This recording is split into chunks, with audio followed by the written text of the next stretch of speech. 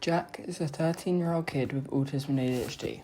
He has a mental age of 6 years old and goes to school at special needs school because it helps him and they know how to help him best.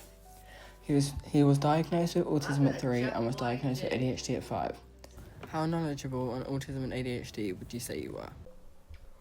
I'm quite knowledgeable in autism and ADHD due to the fact that I have 2 children with autism and a child with ADHD and another child potentially ADHD.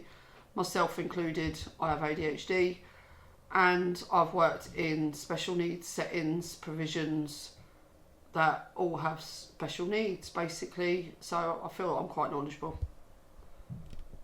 I'd say relatively knowledgeable. I would say that I'm not that knowledgeable, to be honest. I don't really know that much about it. How did you learn the knowledge that you know? I learned my knowledge, to start off with, I learned my knowledge through Jack, him being diagnosed with autism and ADHD, so obviously read up a lot, studied it, and then started working at special need provisions. Through social media and personal experiences and family and friends and everything. Probably through social media and friends and stuff like that. How is being friends with special needs people? Does it affect your friendship? It doesn't affect the friendship, to be honest. It's not that much different. How do you get Jack to help around the house? So basically you tell Jack that, I don't know, you want washing done or cakes made with him, so he has processing time. You can use symbols, timers, things like that. I will say Jack does help around the house a lot, but it is at a cost of a lot from us. I think we have to prepare him, give him a lot of time in advance, say we have to tell him 10 minutes until you have to help, and then we have to give him 5 minutes while he helps. And a lot of the time he won't want to, so we'll have to make a deal with him where we get something like him helping around the house, and he gets something as we play Minecraft with him, or just small things like we watch a film, we play with his toys with him. Just small things that Jack wants, so we can get him to help around the house and get that independence.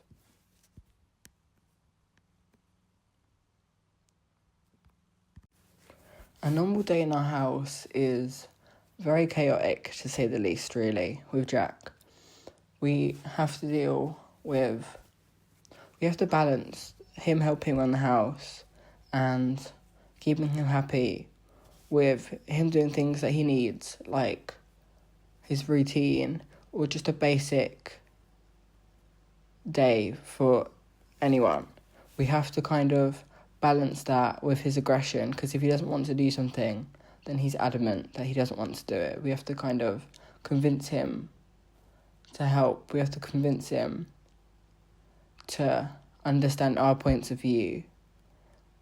We have to realise that Jack doesn't fully understand why we're asking him to do certain things. He doesn't fully realise how much he's helping until after he's done it, where he'll ask for us to say thank you. He asks for the praise because he knows he's done well himself, but he won't fully do stuff for us without that, because he wants that reassurance. Every special need child is different. Jack in particular, the experiences that I have with Jack is his challenging behaviour. So you have to find triggers for him, which is generally the same in every special need child. But due to Jack's challenging behaviour, you have to find whether he's a little bit moody, angry, or what I call the red mist, is where he doesn't realise what he's actually doing and has no recollection of it, absolutely nothing.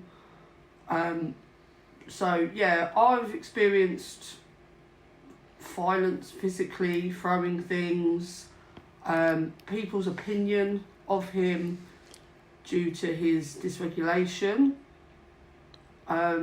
people not understanding special needs at all. The first special needs school that Jack went to, it was really good at the start. They were doing really well. He had soft play, they had sensory time out of the class. He engaged in lessons. They were really, really good with him. Throughout the years, they got worse due to Jack's challenging behaviour. Students were escorted out of the classroom, and I was called on a regular basis to come and sort him out and calm him down because they basically didn't know how to. Jack has an EHCP. His EHCP funding was used for teachers' training, which I don't think is right at all, because they didn't learn anything, because they never taught Jack anything in that school at all. Jack's now in a new school that is so much better for him. He is so much happier. They get him to engage in lessons. He goes for walks. He does skiing. He's just such a happier child. He will tell you that he hates it, but he actually loves it. Jack's special interests are villains. He loves villains. He doesn't like heroes or superheroes. He likes the Joker, Freddy Krueger, Michael Myers, things like that. He is fascinated by them. He's also fascinated by Lego and will sit and build his Lego as long as someone's sitting with him. You don't need to do it with him, as he just does it all by himself. His iPad is his hyperfocus. He absolutely loves his iPad, loves watching YouTube, and will generally just watch that all day. If Jack is highly dysregulated, then he has to watch the film Moana to keep him regulated, and which seems to work most of the time. When Jack was diagnosed, he was 3, so it was 2014, and actually it was pretty easy. Jack went to preschool. They told me that there was something different about him. We had a support worker who wrote out a form. We went to Edwin Lobo. He was misdiagnosed the first time and I was told that there's absolutely nothing wrong with him. 6 weeks later, we went back, and within 5 seconds, his consultant told me that he was autistic and ADHD. But having experience of seeing other parents try to get their children diagnosed these days is quite hard. I know that it takes around 3 years. There's a massive waiting list, and they are trying to discharge a lot of special need children off their caseload to get through their waiting list. My day runs pretty smoothly these days, as long as we stick to routine and structure. Jack doesn't like any part of change at all. He needs processing time because he has very, very slow processing. As long as we stick to the routine, then he's perfectly fine. Dinner wise, he's very bland. As long as it's something that he will eat or he has chosen, he will eat it. And school routine is always the same. He gets up at the same time every day, gets changed, has breakfast, gets in transport. How did being undiagnosed affect you? Well, I didn't really realise until obviously later on in life that I'm ADHD. When I was in school, it affected me a lot. I had a lot of different friend groups, so I would act differently around the friend groups, and they would never coincide together. I got in trouble a lot at school because basically I just didn't understand what the teacher was saying. They didn't help me and didn't understand why I couldn't understand it, and I used to just get taken out of class because even though I'd sit there and ask for help and tell them I don't understand, no one really got why I didn't understand it. So yeah, it was a bit of a struggle throughout my teens, you kind of feel like you're isolated and alone because you don't feel like anyone understands or gets you. It was more difficult in school because I feel like it affected how like it kind of affected my attitude towards school a bit, and also how I kind of did in classes sometimes as well. How do you keep Jack happy? The only way you can really keep Jack happy is let him be by himself, or take him to the places he likes. Like if you take him to the zoo, he has different places that he wants, like different animals he wants to see, or his favourite toy shop, which is Smith's, is really the only thing that really makes him happy, or me picking him up from school. How do you calm Jack down when he's aggressive? Now, Jack has a lot of triggers, and depending on his mood, sometimes you just got to leave him and the whole house has to be quiet, and then he'll regulate by himself. Sometimes he will regulate by himself and talk to himself and then come and explain his anger. Sometimes you have to watch the film Moana and cuddle him and tell him it's going to be okay, and stroke his head to keep him calm, but that can last from a couple of minutes to about an hour. A lot of people with special needs have certain triggers that kind of trigger certain emotions in them. I think the main one that comes out a lot is aggression in Jack. I think if you say certain words, they kind of trigger Jack into being aggressive because he associates certain words with certain feelings. I think if you talk to him about school, he associates school with aggression and how he hates school because of certain bad experiences. But if you talk about, I don't know, the shop, he associates that with his food. He associates that with getting a toy. So that triggers a happy response in Jack. I think it's always a balance when you have to talk about a word that might trigger Jack. You have to kind of find a way around it. Instead of using the word school, we have to find a way around it and not use the word school but imply that we're talking about school. Or if we want to go to the shop but we don't fully know if we're going yet and we don't want to let Jack down, we have to avoid using certain words so he doesn't exactly realise or doesn't exactly have that reaction. There's many times where we've accidentally said the word school, which then triggers the reaction of Jack, which has led to us having to calm him down, led to our day kind of being a bit disrupted because of that. What activities does Jack do at school? The activities Jack does at school is PE, he does swimming, he's been going to skiing, and at the moment their project is the news and the weather, so Jack's been making videos for news and the weather. Welcome to Jack Boy News. Breaking news. The plug is under attack by Scar.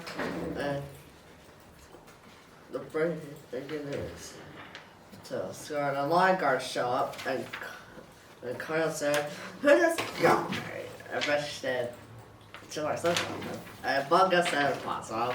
And Scar said, "Line guard losers?" Look at do bad about Scar. They're gonna fight to death. Wait, so, one second. Thanks, what? Battle, Jump Boy, and Jump Boy, the news. Enjoy news. Most special needs schools include teachers that are trained to help with certain situations that a special needs person might go through, such as aggression, not understanding, slow processing. The teachers will understand what goes on and why the students are acting a certain way and how to help them. I think the teachers will always understand and know the difference that a person with special needs will act different from home and school. So they'll always understand and listen to the parents when the parents are asking for feedback or asking for help, because a lot of parents with special needs children need extra support. They need breaks. They need other people to help them and support them, and not even actual help, just to listen does a lot for parents. I think it really makes them feel seen and just lets them know that people are there for them. What is going out in public like? Going out in public is quite scary. It causes me a lot of anxiety and a lot of stress, just due to the fact that people don't understand how Jack is. Jack kind of looks like an everyday child, but once he walks out and talks, I think people realise that he's not. He has different things, like when we go shopping, he'll sit in a trolley. People don't understand, because Jack's like 5'5", why he's sitting in a trolley with an iPad, with ear defenders on. I try and make it a little bit obvious, like ear defenders, a chewy, things like that, to just justify why I'm out, that, you know, he is special needs. But it is a lot. It's stressful. Going out in public with Jack is difficult.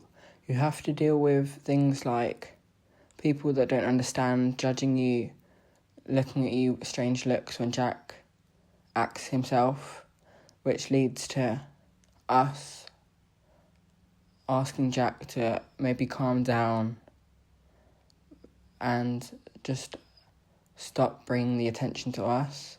That's how it used to be anyway. We've kind of adapted recently to change and to ignore the people that are judging, ignore the people that are looking, because we've realised that they don't actually fully understand and they don't have that knowledge that we have because of Jack, which is partly why I'm making this documentary, because I want more people to understand what goes on and how a special needs person has to act in public. It's not that they're choosing to annoy people, it's them just acting like themselves, not realising. Personally, I think the context behind autism and ADHD, like the history of the two, is very important for people to learn, because it helps them understand more in depth and lets them know what people with special needs have gone through just to get a diagnosis or just to be recognised. Like how in 1911, autism was only just then had brought attention to it. No one had really brought attention to it until then, until they realised that there was 11 characteristics that an autistic person shows. I think they nailed it down to 11 different characteristics that an autistic person could present or could show. And this then led to the separation of autism from schizophrenia and many other mental disorders. They were always grouped together because if one person was mentally ill, then that was just kind of the label for it. There was no in-depth reason why or how. But until in 1911, it was first recognised. The history of ADHD is that in 1798, ADHD was first described and understood to an extent. After that, the name ADHD changed a few times. It went from ADD, which is attention deficit disorder, in 1980, and then changed in 1987 to ADHD, which included hyperactivity, because they felt that it was a needed addition and helped people understand more rather than letting them figure out on their own. Many people with special needs have more than one disability rather than just the one. I think this is because there's a lot of crossovers with certain traits and habits each disability have. Like, many autistic people have an eating disorder called ARFID. It's basically where people with ARFID avoid certain foods due to sensory needs or lack of interest, rather than body image concerns or how they see themselves. It's described as an umbrella term. There's a range of different types, and a lot of people with ARFID struggle with more than just the food. I think they struggle with a lot because it's not really recognised as an eating disorder rather than everything else.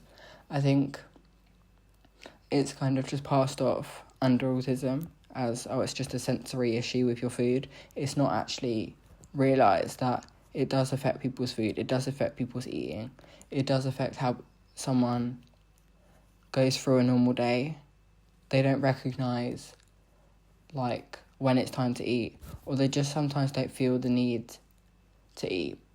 Their body kind of tells them that they're not exactly interested, so it's harder for them to overcome that eating disorder. It's hard for them to go back to normal and eating healthily. Another disability that many special need people have is Tourette's. It's a neurological disorder that causes sudden and unwanted repeated movements or vocal sounds called tics. It usually forms around the ages 2 to 14. Stress, anxiety and tiredness all affect tics and make them worse. There's no exact cure for Tourette's, but there's many therapies and medicines that might help but never fully cure. No one's really figured out how to fully help, and I think it's a disability that needs more recognition because it's one of the ones that's more out there, more open. It affects people in public more than other ones, I'd say. I think not many people understand how it affects them. Many people just see it as a joke, or, oh yeah, they're doing that weird thing again. But no one really processes that's actually, it could be an issue in that person's life.